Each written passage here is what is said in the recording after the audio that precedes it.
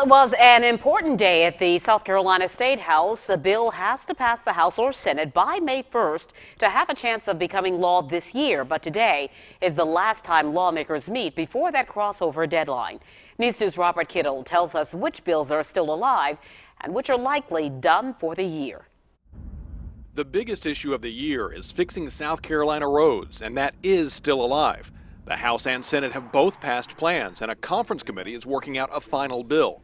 The Senate passed a bill to borrow around $2 billion to fix roads and bridges. But it is a 5 to 10 year projection.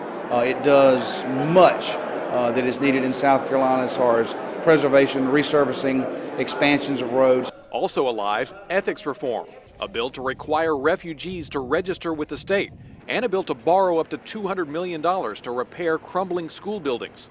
One of the bills that's likely dead is one to change the disturbing schools law. That came up after this incident last year at Spring Valley High in Columbia, when a student was pulled out of her desk by a sheriff's deputy for refusing to leave class. She and a student who shot video of it were charged with disturbing schools.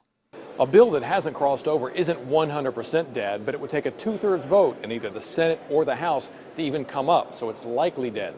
The bill to prohibit transgender persons from using the bathrooms of the gender they identify as is dead for the year. But sponsor Lee Bright will try to add it to the state budget.